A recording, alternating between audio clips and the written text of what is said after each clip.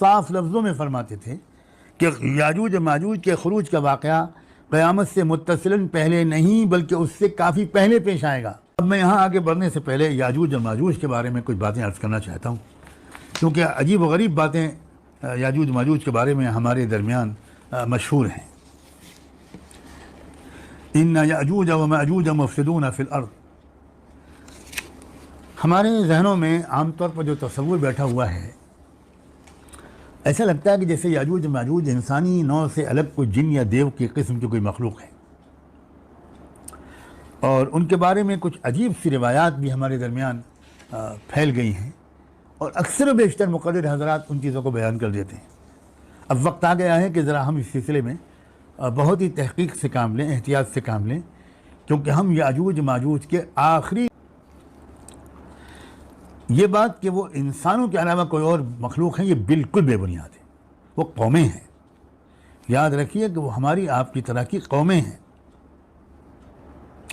किसी ज़ईफ़ से ज़ईफ़ रिवायत में कोई ऐसा इशारा नहीं मिलता जिससे ये समझा जा सके कि वो इंसानी नौ के अलावा कोई और मखलूक है, बल्कि इसके बरक्स हदीसों में सराहत मिलती है। हज़रत अब्दुल्लाह इब्न अम्र से मुसन्नफ़ इब्न हुमैद, इमाम बुखारी के उस्ताद हैं, मुसन्नफ़ इब्न हुमैद, इब्न अल-मुंज़िर, तबरानी, इब्न मरदुवैह और बैहक़ी, इनके हवाले से कंज़ुल उम्माल में एक रिवायत दर्ज की गई है जिसका पहला जुमला ये है कि इन्ना याजूज व माजूज मिन वुल्द आदम। साफ साफ है कि ये आदम की औलाद में से हैं।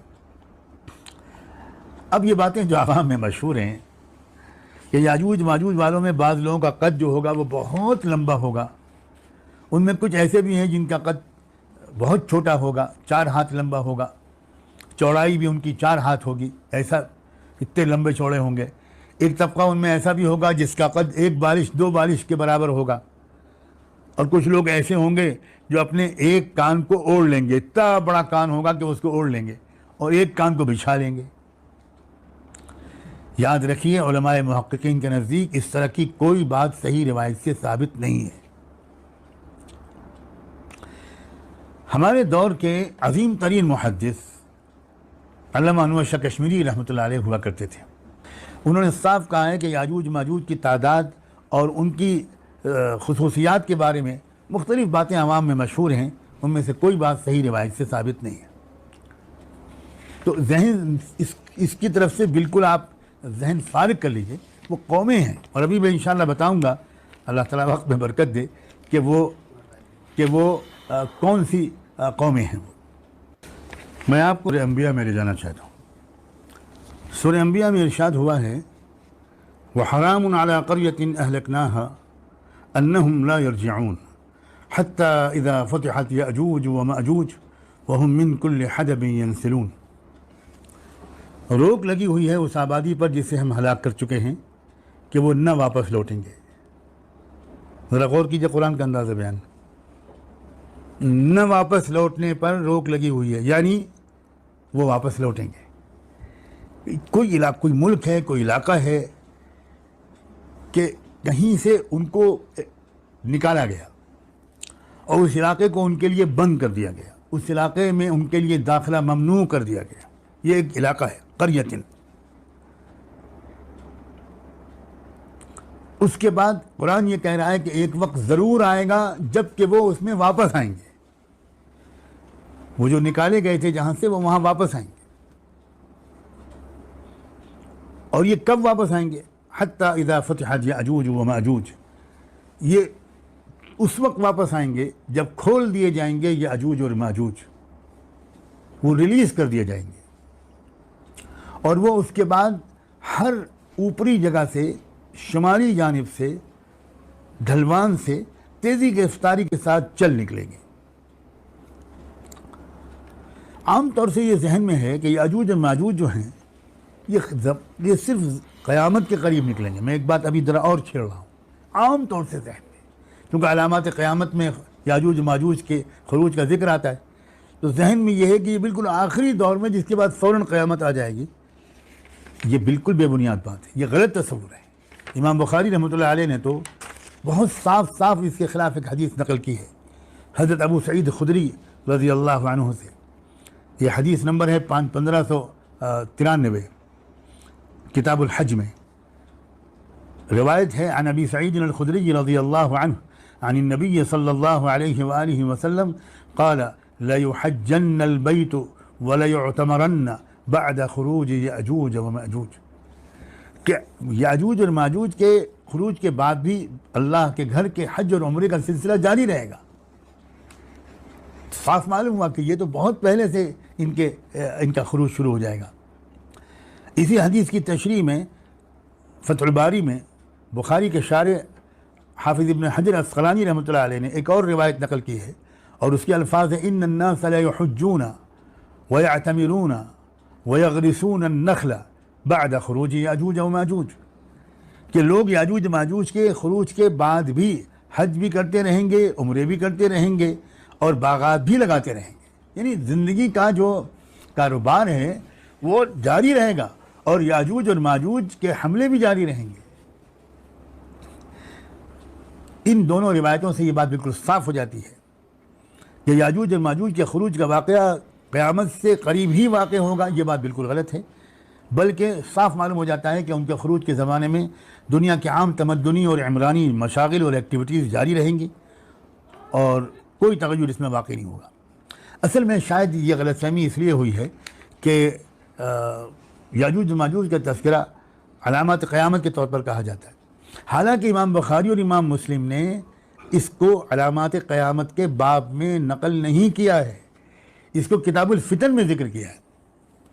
उम्मत को जो इम्तिहानात होंगे, जो मसाइल पेश आएंगे, जो चैलेंजेस पेश आएंगे, अगर मैं किताबुल फ़ितन का तर्जुमा आजकल की ज़बान में चैलेंजेस करूँ तो शायद कोई बहुत ज़्यादा गलत नहीं होगा। अल्लामा अनुवर शाह कश्मीरी रहमतुल्लाह अलैह तो बहुत साफ़ लफ्ज़ों में फरमाते थे कि याजूज माजूज के खुरूज का वाक़या क़यामत से मुत्तसिलन पहले नहीं बल्कि उससे काफ़ी पहले पेश आएगा।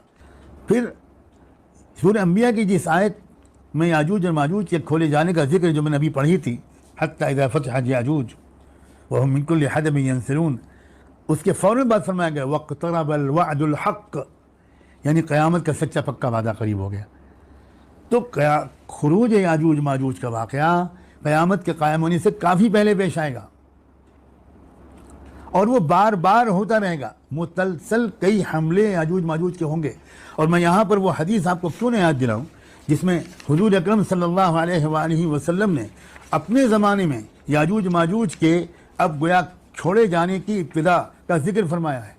सही मुस्लिम की मशहूर हदीस है, हुज़ूर पाक सल्लल्लाहु अलैहि वसल्लम अपनी ज़ौजा मुताहरा हज़रत ज़ैनब बिन्त जहश के घर में आराम फरमा रहे थे। ज़ैनब बिन्त जहश वहाँ तनहा मौजूद थीं। वो रिवायत करती हैं कि हुज़ूर एकदम से उठे और मुहमर्रन वजह हो, आपका चेहरा सुर्ख था और आप कह रहे थे ला इलाहा इल्लल्लाह, ला इलाहा इल्लल्लाह, ला इलाहा इल्लल्लाह, वैलुल लिल अरब मिन शर्रिन क़द इक़्तरब, वैलुल लिल अरब मिन शर्रिन क़द इक़्तरब, फ़ुतिहल यौम मिन रद्मि याजूज व माजूज क़ैद हादिही व अशारा हाकज़ा।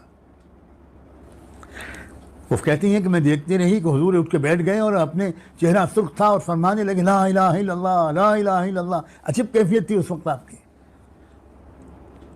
फ़ुतिहल यौम वैलुल लिल अरब मिन शर्रिन क़द इक़्तरब, ओहो अरबों के लिए एक बहुत बड़ी मुसीबत बहुत करीब आ गई। आज के दिन याजूज और माजूज को जो रोका गया था, जो बांध लगाया गया था, उसमें से इतना आपने यूँ इशारा फरमाया, अंगुश्त शहादत वाली उंगली और अंगूठा मिलाकर एक सुराख का इशारा फरमाया, इतना खोल दिया गया। आज अल्लाह ताला ने आपको ये मुकाशफा और मुशाहिदा कराया। तो याजूज और माजूज का तो खुरूज का उस वक्त से सिलसिला शुरू हुआ, आप गौर फरमाइए। और इसीलिए ये बात बिल्कुल यकीनी है जो अल्लामा अनुवर शाह कश्मीरी ने फरमाई, लहुम खुरूजुन मर्रतन बअद मर्रा वक़द खरजू क़ब्ल ज़ालिका अयज़न व अफ़सदू फ़िल अर्ज़ि बिमा युस्तआज़ु मिन्हु, नाम यकून लहुमुल खुरूजुल मऊद फ़ी आख़िरिज़ ज़मान व ज़ालिका अशद्दुहा। बेहतरीन इबारत है। फरमाया अचानक वो एक दफ़ा पिल पड़ेंगे ऐसा नहीं है, बल्कि वो बार बार निकलते रहेंगे, बार बार उनके हमले होंगे। आखिर पहले भी तो वो निकल चुके हैं और ज़मीन में ऐसा फसाद मचा चुके हैं कि अल्लाह की पनाह। हाँ, आखिरी दौर में भी उनके निकलने का वादा किया गया है और ये जो उनका हमला होगा ये सबसे सख्त होगा। ये वो हमला है जिसका जिक्र किया गया है, व हरामुन अला क़र्यतिन अहलकनाहा अन्नहुम ला यरजिऊन। देखिए, बनु इसराइल की तारीख़ बड़ी सबक आमोज़, बड़ी तवील है। मुख्तलिफ मराहिल से वो गुज़रे हैं। एक दौर वो था जब कि बनु इसराइल यूसुफ अलैहिस्सलाम के मिस्र में आने के बाद मिस्र के हुक्मरान बन गए, मुअज़्ज़ज़ तरीन शहरी बन गए। फिर तारीख़ ने पांसा पलटा, पता नहीं कितने 100 साल के बाद वहाँ हुकूमत का निज़ाम बदला, दूसरी ज़ालिम व जाबिर ताकत आई और उसने इन बनु इसराइल वालों को बिल्कुल ग़ुलाम और एकदम शूद्र बना के रख दिया। बहुत ज़्यादा जुल्म किया। फिर इनको उस जुल्म से निकालने के लिए और आज़ादी दिलाने के लिए और इनके इस तवील पस्ती के बाद इनको दोबारा अरूज का मज़ा चखाने के लिए अल्लाह ताला ने मूसा अलैहिस्सलाम को भेजा। फिर मूसा अलैहिस्सलाम के ज़रिए से जब तरबियत हुई तो अल्लाह ताला ने इनको उस जुल्म से निजात दिलाई, उस जालिम से निजात दिलाई और उसी मुल्क का उनको फिर से एक मरतबा हुक्मरान बना दिया, यूँ कहिए मुअज़्ज़ज़ बाशिंदा बना दिया। वक़ुलना लिबनी इस्राईल मिन बअदिहिम उस्कुनुल अर्ज़ फ़इज़ा जाअ वअदुल आख़िरति जिअना बिकुम लफ़ीफ़ा। फ़िरऔन और उसकी पूरी हुकूमत की बर्बादी के बाद कहा गया कि पूरी ज़मीन तुम्हारी है, जहाँ चाहो रहो, अब तुम आज़ाद हो। लेकिन यह जहन में रखना कि एक वक्त आएगा, फ़इज़ा जाअ वअदुल आख़िरा, आखिरी ज़माना जब आएगा, आखिरुज़ ज़मान, तो जिअना बिकुम लफ़ीफ़ा, फिर हम तुमको पूरी दुनिया की तमाम कौमों से, तहजीबों से, लिसानी इकाइयों से, समाजी इकाइयों से, मुख्तलिफ मुल्कों से, सब जगह से लाकर तुमको इकट्ठा कर देंगे। ये इकट्ठा करने के कुछ असबाब बनेंगे। इकट्ठा करने, ये तो बिखरी हुई कौम हो, इनको कौन इकट्ठा करेगा, कब इकट्ठा करेगा और कहाँ इकट्ठा करेगा? ये तो मालूम हो गया कि बिखरी हुई कौम कौन है, तो कुरान ने कह दिया साफ साफ, इसमें किसी इज्तिहाद की गुंजाइश ही नहीं। वक़ुलना लिबनी इस्राईल अस्कुनुल अर्ज़, ये बनु इसराइल का तज़किरा चल रहा है। और ये भी मालूम हो गया कि ये गोया एक वक्त आएगा कि पूरी दुनिया में बखेर दिए जाएंगे। वक़त्तानाहुम फिल अर्ज़ि उममा, कुरान मजीद ने उनका तज़किरा करते हुए फरमाया कि हमने उनके शिराज़े को मुंतशिर कर दिया, अलग अलग अलग कौमों में जाकर। वो बिल्कुल सारे लोग जानते हैं, यहूदियों की तारीख़ से वाकिफ़ लोग, कि उनको जो 2000 साल पहले एक्सपेल किया गया, बैतुल मुक़द्दस से निकाला गया, एक एक चुन चुन कर निकाला गया। आप गौर तो करें कि इस कदर शदीद नफ़रत थी दुनिया के लोगों को और ईसाइयों को, मैं फिर जोर दे रहा हूँ, ईसाइयों को इतनी शदीद नफ़रत थी यहूदियों से कि सैयदना उमर फ़ारूक रज़ियल्लाहु तआला अन्हु जब बैतुल मुक़द्दस फ़तह करने के लिए आए तो उस वक्त ईसाई हुक्मरानों और पादरियों ने एक शर्त लगाई कि हम शहर आपके हवाले कर रहे हैं, चाबी आपके हवाले कर देंगे, लेकिन एक शर्त है, किसी कीमत पर यहाँ यहूदी को रहने की इजाज़त आप नहीं देंगे। ये शर्त थी उस माहदे की। मैं इस वक्त तो तैयार नहीं हूँ क्योंकि मेरा जो ज़ख़ीरा कुतुब है वो तो कहीं और है, मैं तो अपने घर पर भी इस वक्त परदेसी हूँ, तो वो सारी चीज़ें मैं आपके सामने इस वक्त पेश नहीं कर पा रहा हूँ। लेकिन वो मुआहिदा, जिस मुआहिदे में ये शर्त लिखी हुई है, वो लोगों ने मुरतब कर दिया है, शाये कर दिया है। उन्होंने कहा कि यहूदी यहाँ पर नहीं रहेगा। तो हज़रत उमर ने कहा कि उनको आने जाने की इजाज़त तो दी जाएगी ना, हम उसको तो नहीं रोकेंगे। इसलिए उनका नहीं, आप वो आएँ जाएँ, आएँ और जाएँ, वीज़ा लें और जितने दिन का वीज़ा आप उनको दें उतने दिन रहें और जाएँ, रहेंगे नहीं यहाँ। इतनी शदीद दुश्मनी थी अक़वाम आलम से और बिलख़ुसूस नसारा से। काश के लोग तारीख़ पढ़ें, आप हजरात में से कुछ पढ़े लिखे लोग जो हैं उल्टी सीधी किताबें पढ़ना छोड़ दें तो आपको मिलेगा कि किस तरह मशरिक़ी यूरोप से उनको निकाला गया, मगरबी यूरोप से निकाला गया, सेंट्रल एशिया से उनको निकाला गया। वो जिस मुल्क में जाकर पनाह मांगते थे वहाँ के लोग उनको भगाते थे और लोगों का तजुर्बा ये होता था कि ये जहाँ जाते हैं करप्शन करते हैं, ये जहाँ जाते हैं वहाँ के मकामी बाशिंदों को लड़ाते हैं, बदअमनी फैला करते हैं, हम इनको अपने मुल्क में नहीं रहने देंगे। तो एक वक्त आएगा, कुरान कह रहा है साफ साफ, फ़इज़ा जाअ वअदुल आख़िरति, कि ये सब लोग जो दुनिया में बखेर दिए गए ये दोबारा आएंगे। अब आप समझें, अब आप समझें कि इसराइल क्यों बना, इसराइल किस लिए बना, इसराइल किसकी मनसूबाबंदी से बना? अल्लाह सामने नहीं आएगा, अल्लाह ताला इस्तेमाल करेगा। किसको इस्तेमाल करेगा? हत्ता इज़ा फतह याजूज व माजूज। अल्लाह ताला साफ कुरान में कह रहा है कि याजूज और माजूज नामी कौमें दरअसल वो सबब बनेंगी इन लोगों की अपने उस इलाके में बैतुल मुक़द्दस में वापसी। अब कौन लोग सबब बने हैं?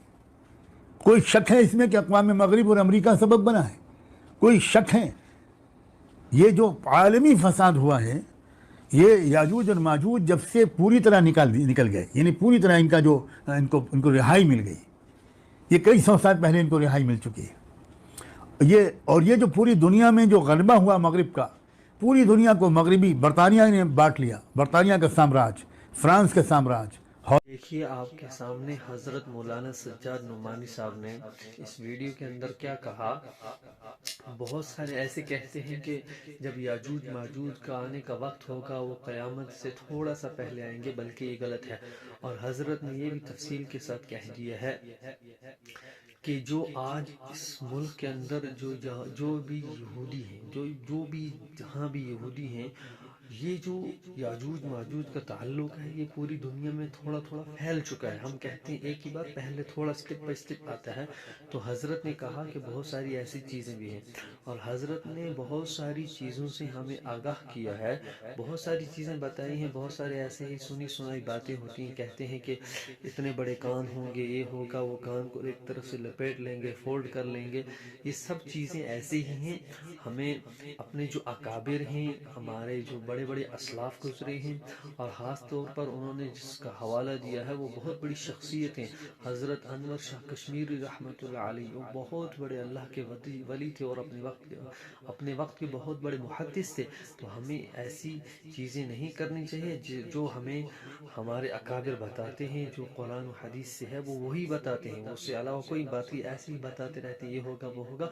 बल्कि याजूज माजूज का जैसे जो बताया हज़रत ने कि बहुत ज़्यादा ख़तरनाक हमला होगा उनका, जब उनका ज़ुहूर होगा तो ज़ुहूर के वक्त उनका बहुत ख़तरनाक हमला होगा। फिर उन्होंने बहुत सारे वाक़यात ऐसे बताए हैं, जैसे उस वक्त इमाम महदी रहमतुल्लाह अलैह आएंगे, और फिर ईसा अलैहिस्सलाम उतरेंगे, फिर उनको दज्जाल को कत्ल करेंगे। वो बहुत सारी ऐसी ऐसी चीज़ें हैं जो होंगी।